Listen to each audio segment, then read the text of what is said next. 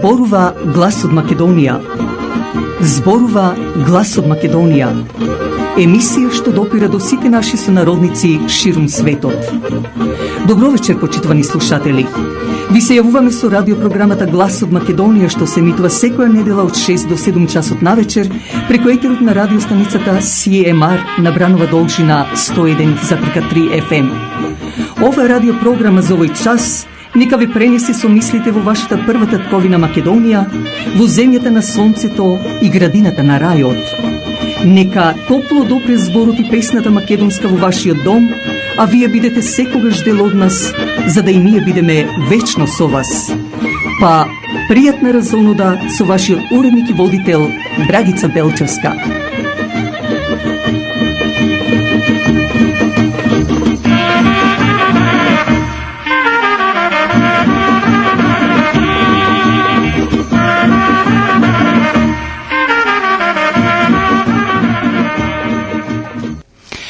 Влеговме веќе и во првиот декемврски ден, почитувани слушатели, од ова година, во ова наше македонско 7532 господово лето. Токму вечерва ќе ве запознаеме со македонските личности од митологијата, ќе дадеме настани врзани со Македонија, а исто така и мој коментар на неделата. Но, како и обично, најпрво со музички поздрав до сите вас.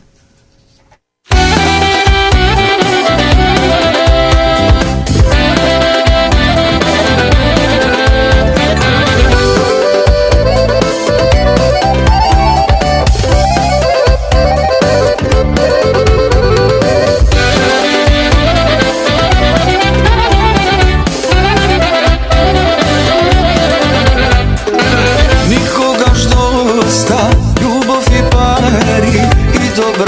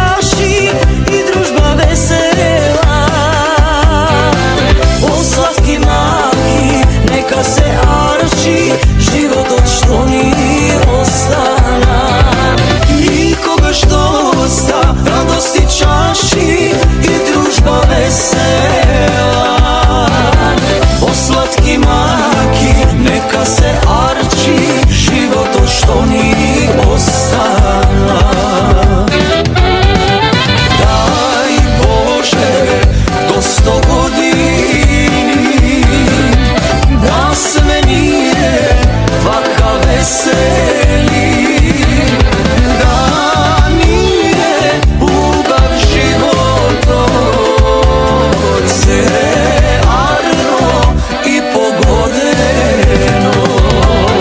Daj Bože do 100 godini,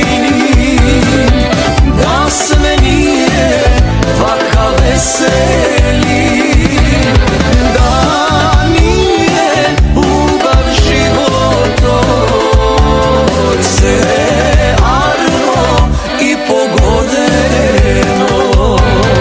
Da nije ubav životo, cearno i pogodeno.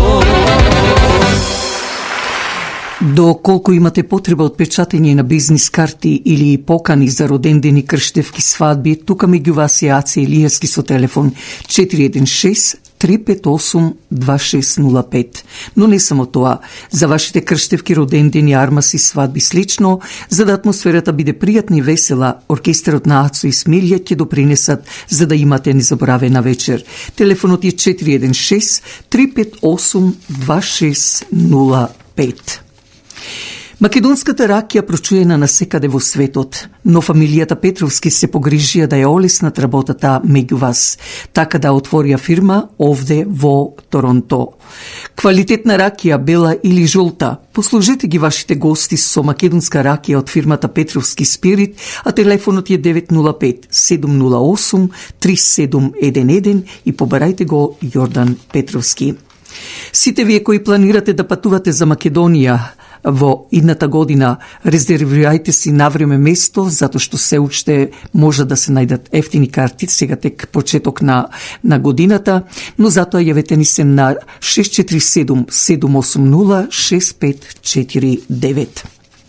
Управата на црквата Свети Климент Охридски со председателот Борис Стојков го одбележува патрониот ден на Климент Охридски со почеток во 6:30 часот вечерта. Тоа ќе биде ова сабота на 7 декември. Цената за возрастни е $60, а за деца само $25. За влезници јавете се до црковниот телефон на 416-421-7451. А дочекот на новата 2025 година ќе биде збогатен со познатиот солист Зоран Ванев и музичарите Крис Димовски, Ник Стефановски, Љупчо Тупановски и Душко Петковски. Вечер што ќе се памети, а тоа ќе биде во големата сала на црквата Свети Климент Охридски. Цената е $125, каде е вклучено 5 корсе, мил и кеш-бар. За влезни карти јавете се на 647-906-4058.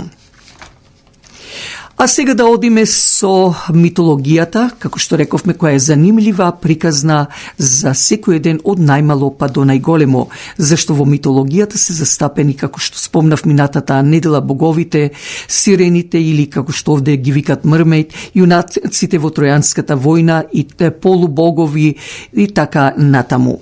Токму вечерва, како што реков, одиме со митовите од македонската митологија. Инаку таа е богата со приказни за обични луѓе, освен богови, полубогови и суштества во кои секогаш има поука. Тие ликови станале символи за некои човекови особини кај нас луѓето, а во современата литература многу често се спомнуваат и употребуваат во таа смисла. Меѓу најпознатите митови во ова митологија почнуваме со Дедал и Икар.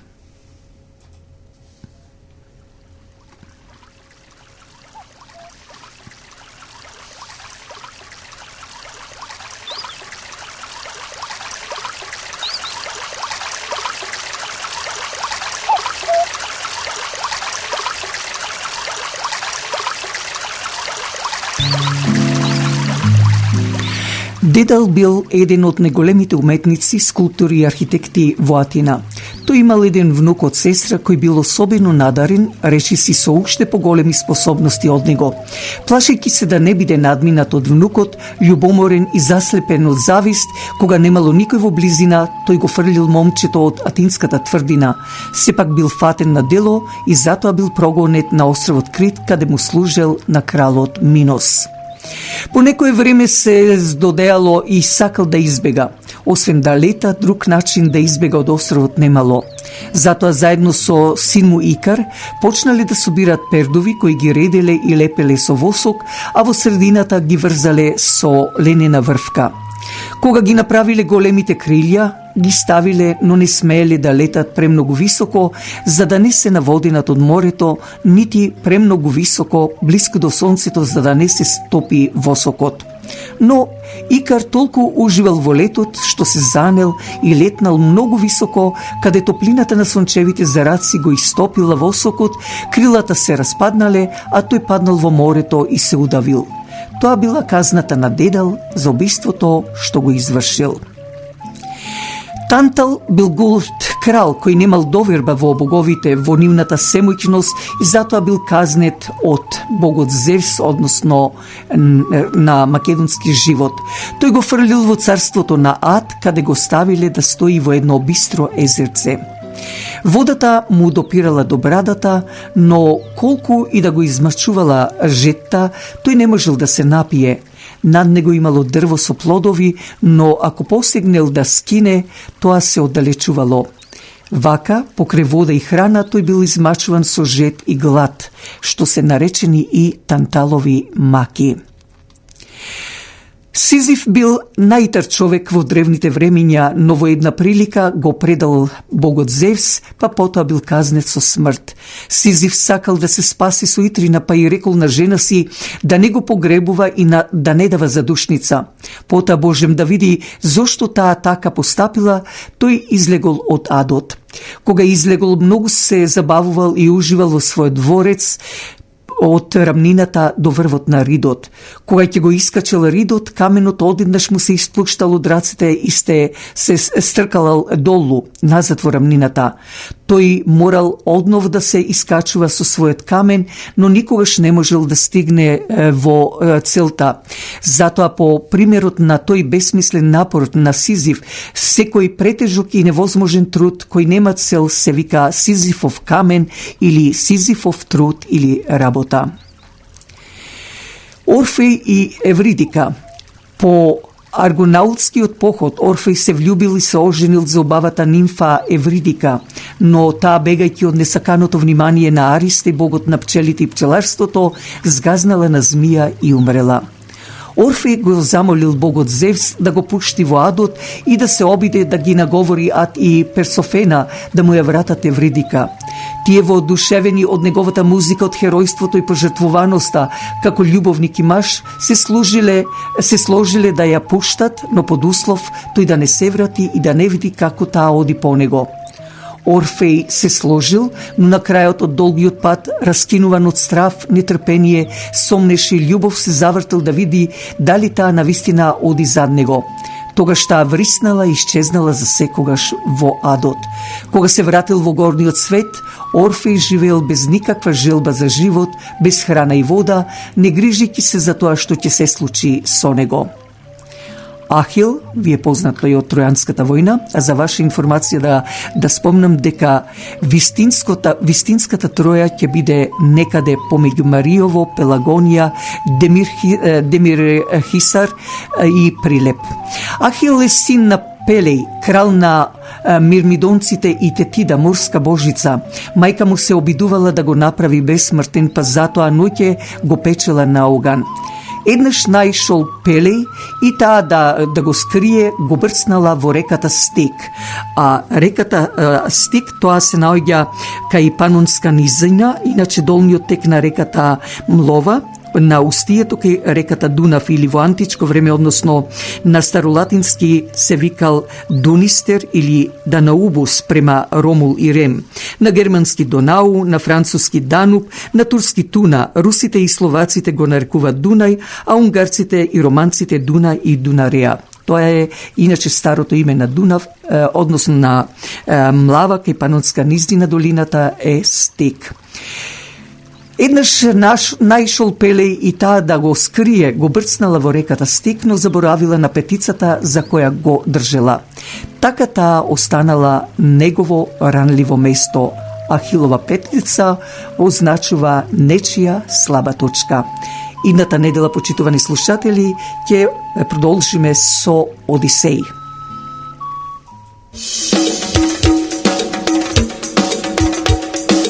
Интензивниот мирис, аромата што го прави Flowers by Lilac, го освежува вашиот дом и вашето срце и душа со позитивна енергија. Затоа ви треба и професионалност на тој цветен аранжман. Покрајва се секогаш Flowers by Lilac, која ќе ви направи аранжман со голема љубов кон работата, а посебно со задоволство кон својот муштерија. За било какви настани, како свадби, крштевки, родендени или други настани, препуштете на Flowers by Lilac. Јавете се на телефон 416-624-0853 или 647-780-6549, а можете да зборувате македонски. Бидете со нас, за да и ние бидеме со вас. Телефонот е 416-624-0853 или 647-780-6549.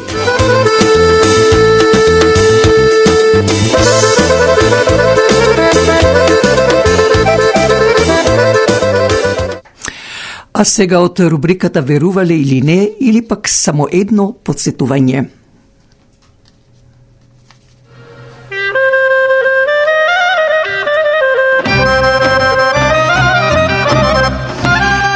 Дали знаете дека Мустафа Кемал Ататурк, кој е основач на Турската република и нејзин прв председател од 1923 година, кога ја формира Турција, е роден во градот Солун во 1881 година, а потеклото на неговиот татко, кој бил македонец муслиман, е од село Коджаджик, Дебарско, Али Риза Ефенди. Исто како и неговата мајка, која потекнува од тој крај на Горанците или Голо Брдо. Денес татковата куќа, која е реставрирана, е музеј, што е голем број на туристи, посебно од Република Турција, го посетуваат тоа место, како и воената академија во Битола, каде што се школувал Ататурк. Не случајно и љубовта према Елена на широк сокак во Битола го влечела, а кога стана председател на Турција се представуваше како татко на турската нација, односно Ататурк, но и желбата негова беше Македонија да биде автономна во нејзините етнички граници.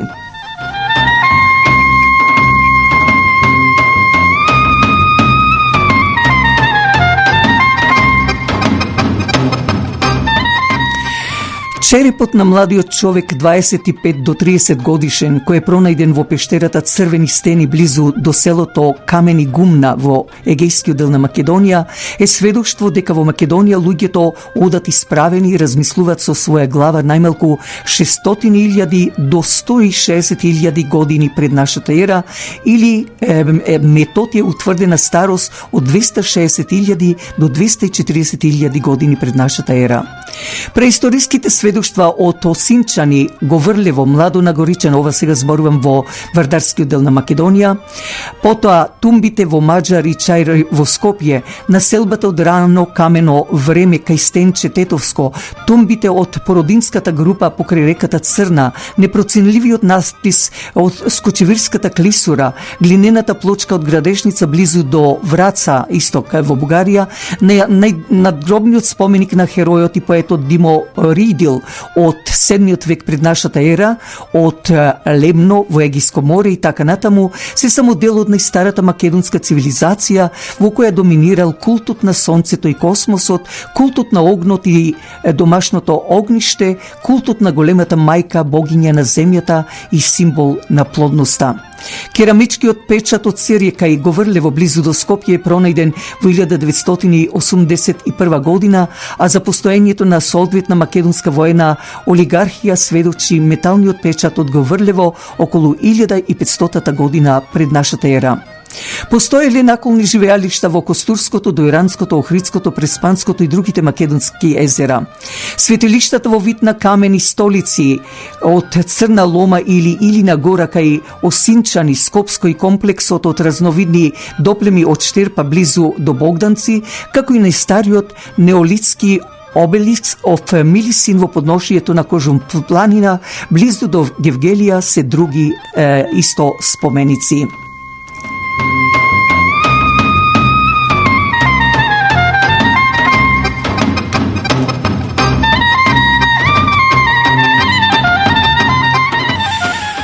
Јаков од Камена река. бил роден и живел во 16 век во Камена река, односно денешна македонска Каменица. Тој во својот часослов во 1566 година напишал: "Изводих од Македонија отчества моега, појдов од Македонија татковината моја." Инаку тој е печатарот на македонското писмо во 16 век. Јаков од Камена река бил македонски свештеник и писател кој живел во 16 век. Тој е роден во местото наречено Камена река, денешна македонска Каменица. Во 1566 година напишал книга наречена Часослав. Она што е импресивно и важно за ова книга е прекрасен опис на неговото родно место и неговата татковина Македонија. Тој напиша, како што спомнав претходно: "Роден сум во Камена река во близина на големите Осоговски планини. Моето почитувано свештеничко семејство на ова древна земја живее веќе долго време. Ја оставив Македонија, мојата татковина зад мене и дојдов во Венеција." Најверојатно малкумина имаат некогаш слушнато за ова име, за Јаков, и знаат што се крие зад ова име и презиме. Јаков од Камена река всушност е првиот македонски печатар од тоа време, а за топонимот Камена река се крие денешното име на нашиот град Македонска Каменица. Тој потекнува од свештеничко семејство. Во обновената печатница на Божидар Вуковиќ во Венеција отпечатил Часослав на македонско или црковно-словенски јазик во 1566 година, украсен со илустрации, знаменца и винјети.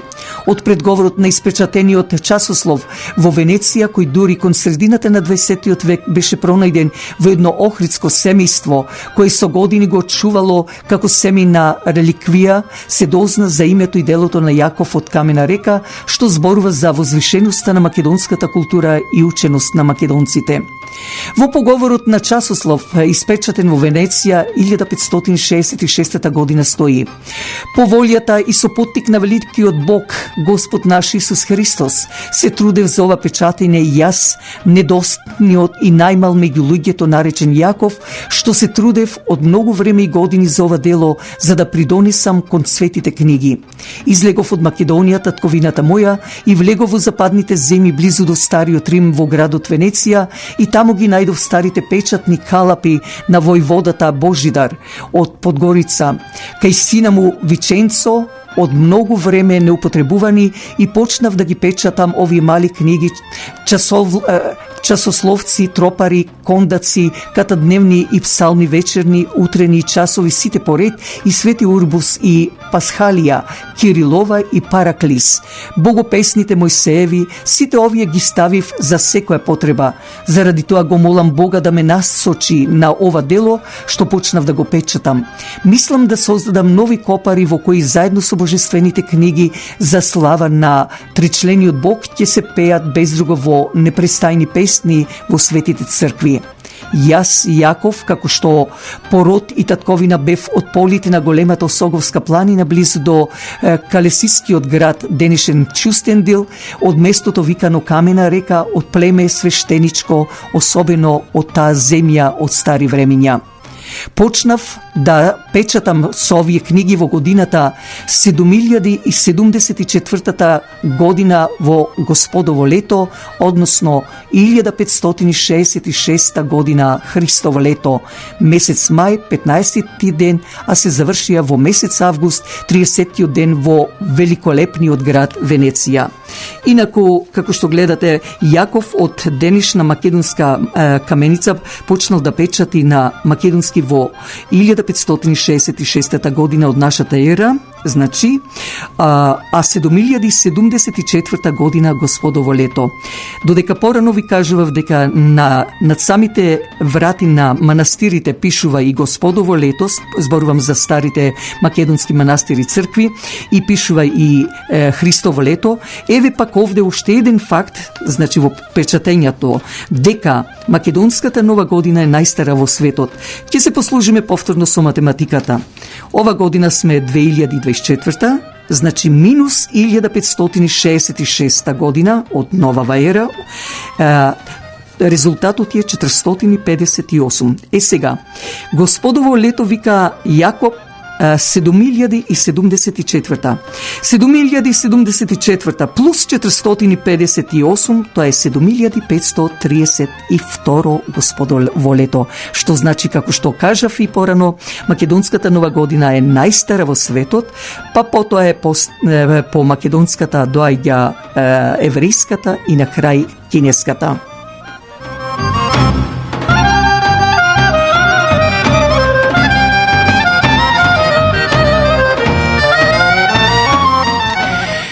Во 565 година умрел македонскиот цар, што го нарекуваат Византиски Западот, Јустинијан I наречен Велики.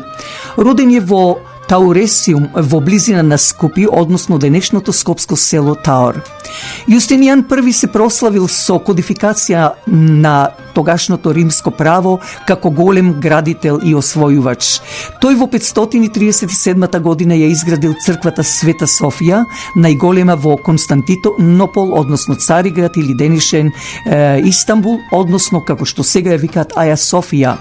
Црквата по освојувањето на градот во 1453 година турците ја претвориле во џамија, подоцна турскиот реформатор Кемал Ататурк од неа направил музеј, а од неодамна повторно е џамија во која се одржуваат верски обреди.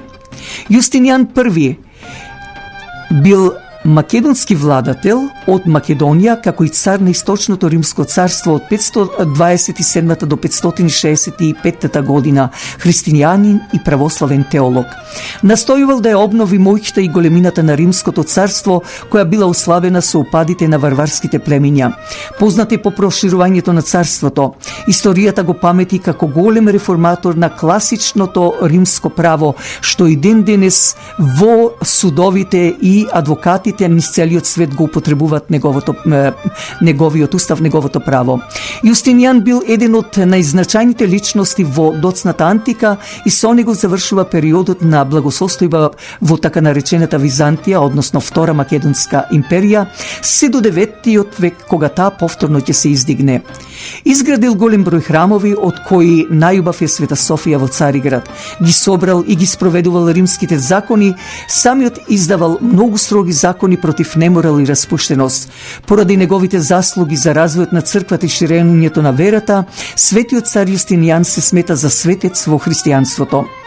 Јустинијан I е роден, како што реков, во малото село, денешно село Таур, во близина на денешно Скопје, односно тоа е 3 километри од Скопје. Веројатно на 11 мај 483 година од Вигилантија, сестрата на генералот Јустин, кој подоцна ќе стане така наречен византиски, односно македонски цар Јустин I. Јустин I го посвоил и го зел кај себе во Константинопол, односно Цариград, обезбедувајќи му образование, особено од областа на правото, теологијата и историјата. Кога Јустин I бил прогласен за цар, тој добил висок воен чин во царската гарда.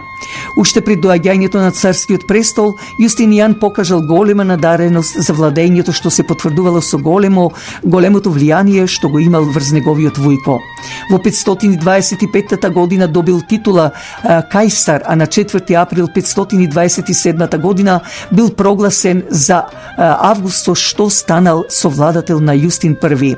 На 1 август 527 година Јустин I умрел, со што Јустинијан на 44 годишна возраст станал единствениот цар на Источното римско царство, односно македонското.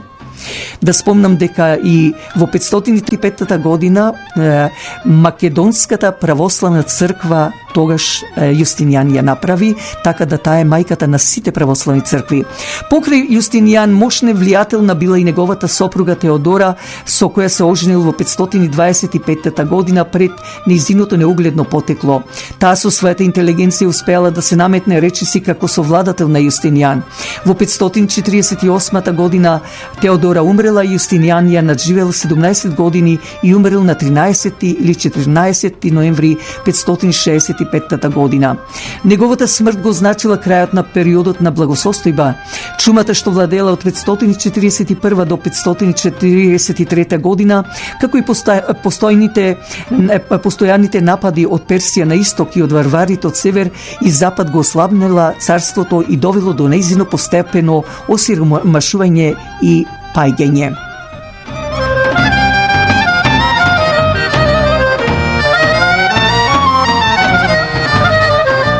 И уште една информација, на 27 ноември 1890 година балтогерманскиот лингвист Леонар Мазинг ја одбранил првата докторска дизертација за македонскиот јазик на тогашниот Дербски универзитет Денис Тарту во Естонија. Како што објави Нова Македонија, младиот студент Леонар Мазинг дошол во Тарту, односно Дорпат, да студира теологија, но не тргнал по стапките на татка си и не станал свештеник, туку филолог.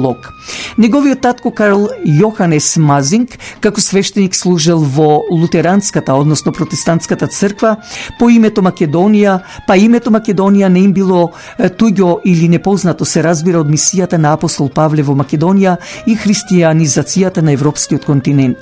Клучна улога во запознавањето со Македонија, како што Леонард Мазинг пишува во својата докторска дизертација, имале двајца македонци што Мазинг ги запознал во текот на неговите студии во Лајпциг и во Петроград, денешен Санкт Петербург.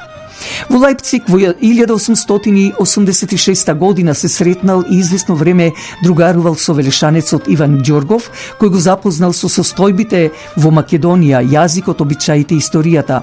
Во Петроград пак го запознал Димитар Топенчаров, кој по потекло бил од Охрид. Мазинг бил фасциниран од Македонија и не само што одбрал да докторира на тема за македонскиот јазик, туку напишал и многу бројни забелешки од неговите истражувања за историјата и етнологијата на Македонија, ставајќи ги во посебни одредници каде што незаобиколено ги спомнува Македонската империја, кралевите Каран, Пердика, Филип и Александар Македонски. Ете, тоа беше од рубриката Верувале или не, или едно мало подсетување.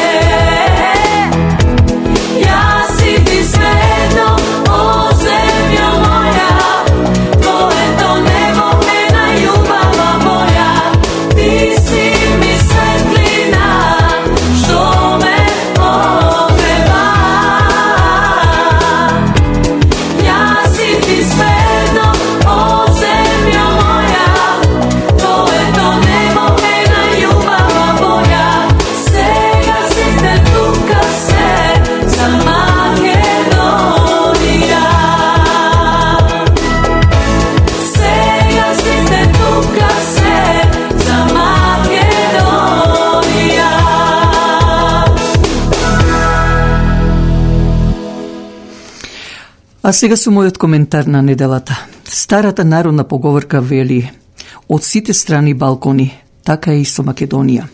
Грчкиот Мицотакис бара да се почитува Преспанскиот договор и да се употребува наметнатото име со придавката Северна како за надворешна, така и за внатрешна употреба, за да било во интерес на Македонија, иако тие немат ни со прст мрднато да променат нешто од тој Преспански договор.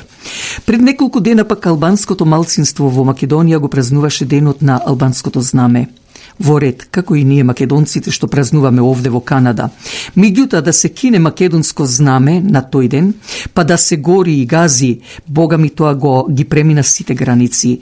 Или исто така во село Челопек имало приредба во знак на денот на албанското знаме, па учениците кои се од албанско потекло како и населението таму, учителите и наставниците, ги облекле учениците во униформа со албански белези и пушки да маршираат.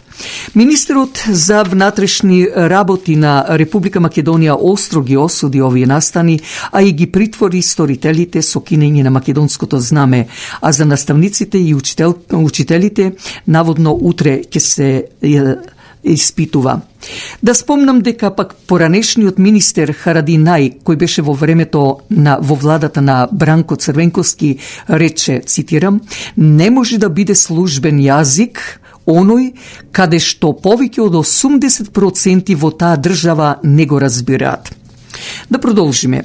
Ако предходната влада на чело со Заев и Ковачевски им беа слуги на Али Ахмети и нивната партија ДУИ, зарем и владата на Мицковски ќе дозволи да слугуваат на албанската партија што е во коалиција со нив, вреди. Се надевам дека Мицковски ќе застане здраво, а и Силјановска Давкова еднаш за секогаш да се реши и да се знае кои се домородците, односно домајкините, на таа држава Македонија, а кои се дошлаците. Каде е председателот на собранието Гаши или можеби заспа во зимски сон? Во крајен случај и албанската партија што е во коалиција на ДПМНЕ, ако не се сложува со Мицковски што му кажува, ете вратата му е широко отворена, па нека се замени. Но никој не ни е крив. Самите ние сме криви што тој синдром на самоуништување е само меѓу нас. Место да се спојат македонските партии во Република Македонија, што пратеници, што ќе бидат со најмалку 90 пратеници од тие 120 во парламентот, ние си ги вадиме очите и знаеме само да критикуваме, без разлика дали е позиција или опозиција. Разбирам доколку некој од нив работи против македонството, како што беше случајот за погребот на Охридско-Дебарско-Кичевскиот митрополит Тимотеј, каде ѓаволот или предавникот од Бигорскиот манастир Партени, или како што го викаат Каравангелис, беше ставен како во сенка. И заслужено, зашто тој е поленот или машата или послушното куче и на така наречените бугари и новокомпонираната Бугарија, но и на цијашот од Цариград Вартоломеј.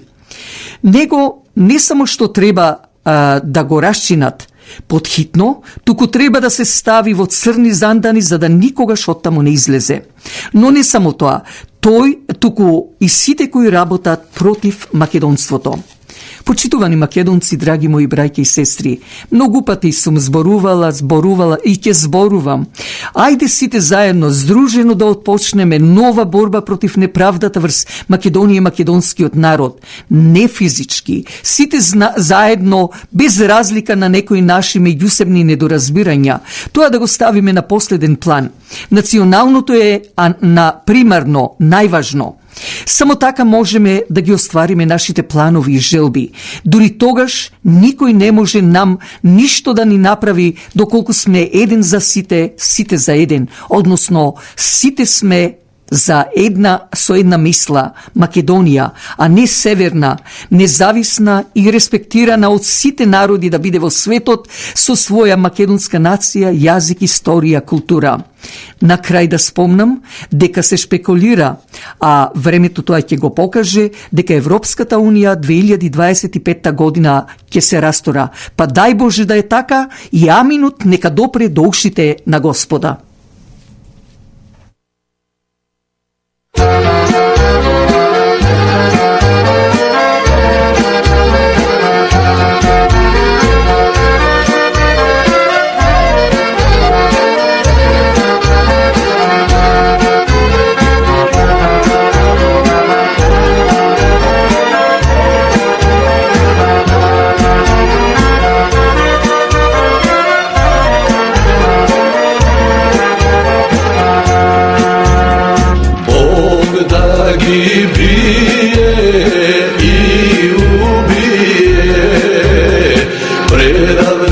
врагите и душманите, Бог да ги бие и убие, кодошите и яничарите. Мила Македонио, oni stradašni, osvojite izrodi makedonski. Mila Makedonio, oni stradašni, osvojite izrodi makedonski.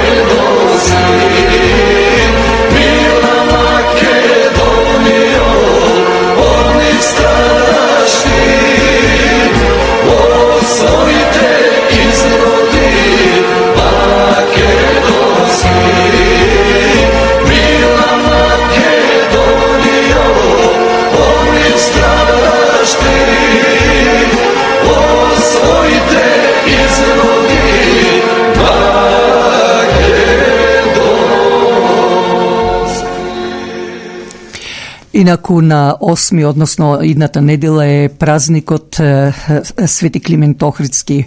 Нека е напомош, повелете сите од утрото во сите македонски православни цркви, а верувам тоа ќе бидат најмногу во Свети Климент Охридски, а пак сите вие кои ќе бидете на патрониот ден сабота, убаво да си поминете, но ние да ги дадеме и вестите за оваа недела. Купно 17 лица се приведени за инцидентите со палењето на македонското знаме, но и за албанското знаме во Прилеп. Порасна бројот на лица приведени од полицијата за инцидентите од четвртокот и вчера.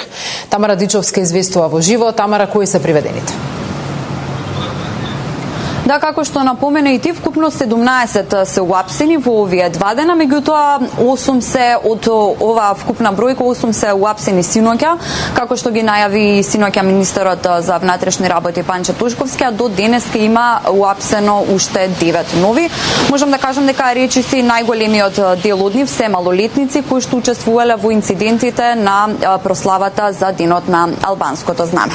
4 малолетници се уапсени во Скопје, 2 од нив помагале во кинењето на македонското знаме, додека 2 од нив го извадиле од Јарбол и го запалиле македонското знаме. Тоа станува збор за прославата која што се за денот на албанското знаме, што се случуваше тука во Скопје, каде што беше кинато и палено македонското знаме, додека во Прилеп пак се уапсени 3 лица, еден малолетник меѓу нив, но тие се уапсени поради палење пак на албанското знаме. За сите од нив ќе бидат поднесени соодветни кривични пријави. Во продолжение го погледнеме министерот Панче Тошковски околу апсењето на овие лица. 4 малолетници во Скопје се во текот на вчерашниот ден лишени од слобода.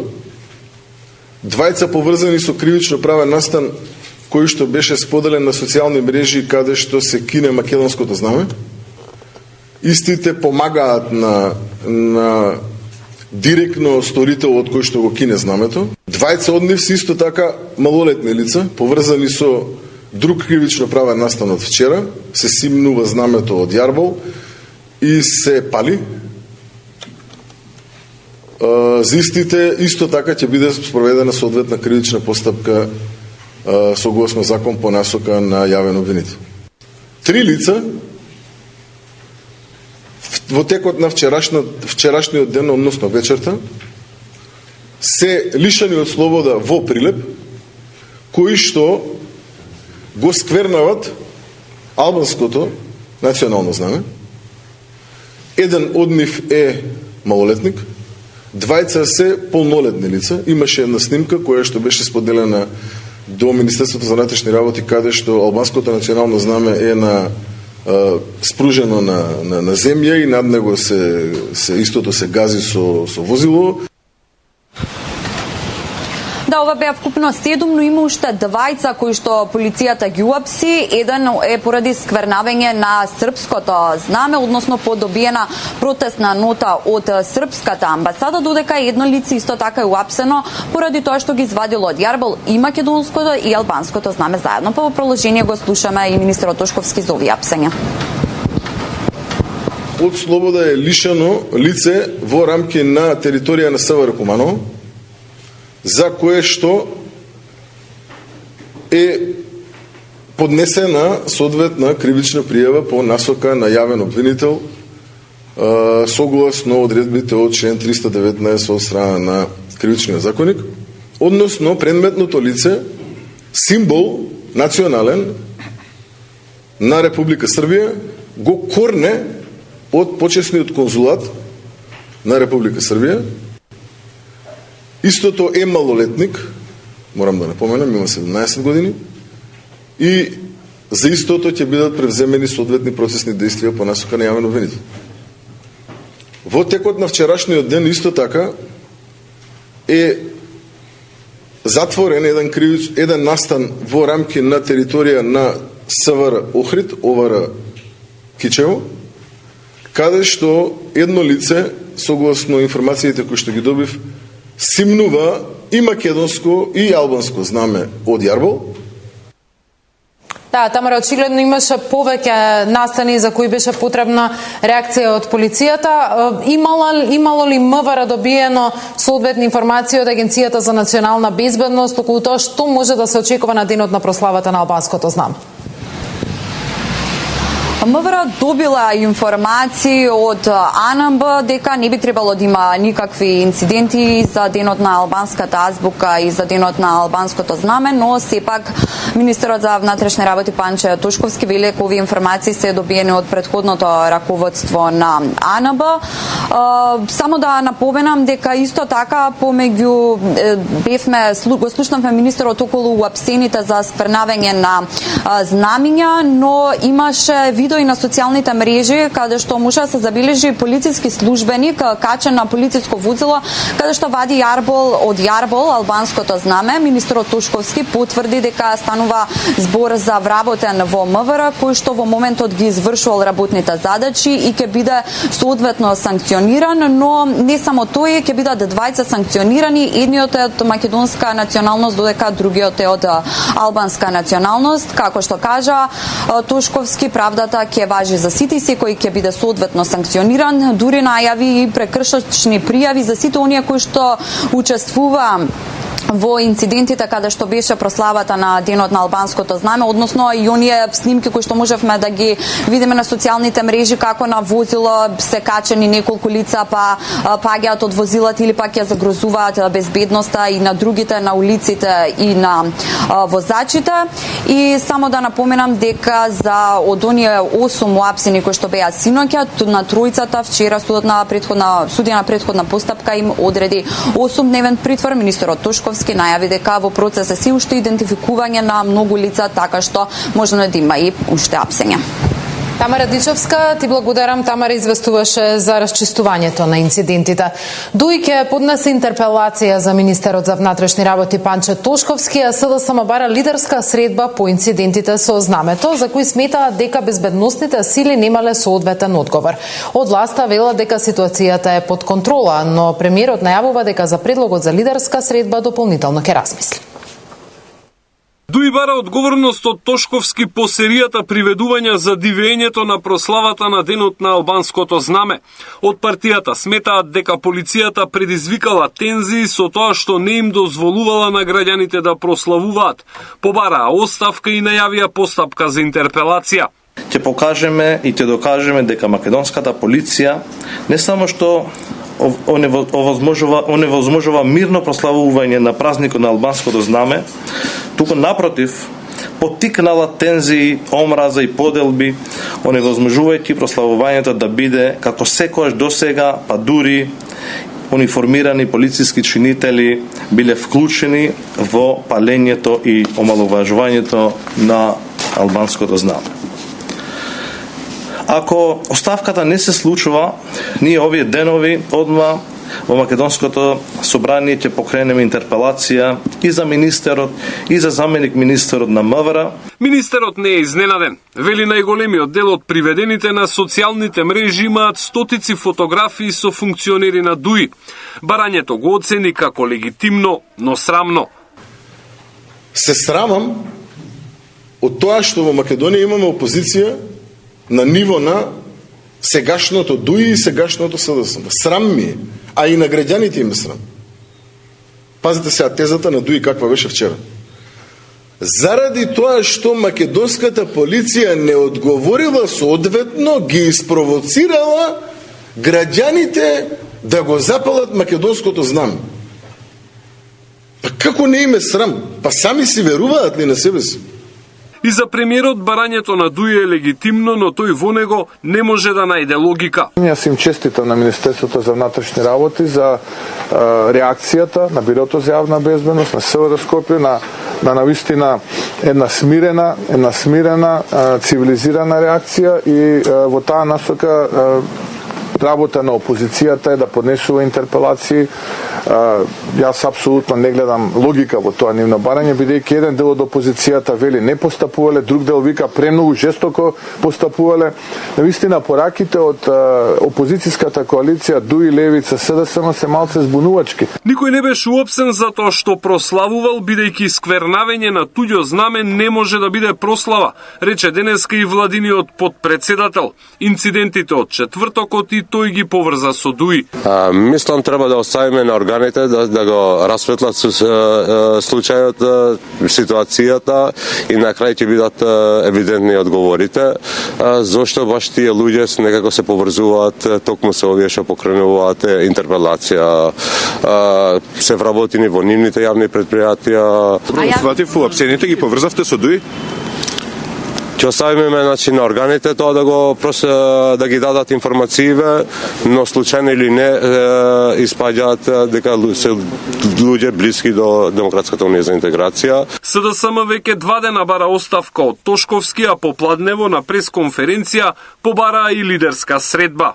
Настаните од изминатите денови ги вознемирија граѓаните, ги поставија на тест нашите меѓусебни односи и удрија по темелите на соживотот кој толку внимателно го градиме од осамостојувањето.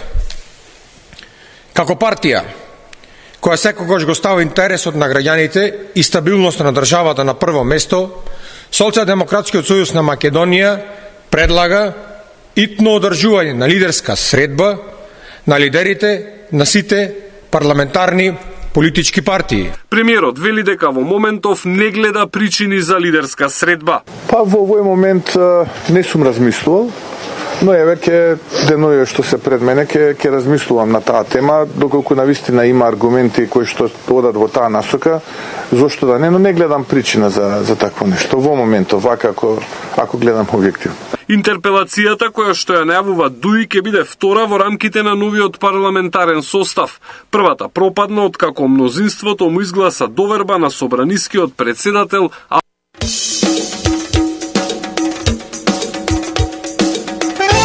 Наближуваат и последните минути од емитувањето на оваа вечерашна наша емисија на Глас од Македонија. Се надевам дека задоволивме дел од вашите чувства со содржината на емисијата. Благодарејќи ви што сте со нас, би сакала да ве информирам, доколку имате некои сугестии или поздрави до ваши роднини и пријатели ширум светот, слободно пишете на YouTube од The Voice of Macedonia, а ние или со вашиот глас аудио ќе емитуваме во следната наша радиоемисија. Немојте да заборавите да кликнете на subscribe, кој е бесплатно. Со тоа ја давате вашата поддршка за да радиочасот Глас од Македонија добие поголем публицитет и слушаност. Повторно со вас сме идната недела од 6 часот навечер, каде преку радиостаницата на CMR и Брановата должина 101.3 FM ќе бидеме заедно со вас. До нашето наредно јавување со желба за пријатна седмица, вашиот уредник и водител на радиочасот Глас од Македонија, Драгица Белчевска, ви посакува добра ноќ.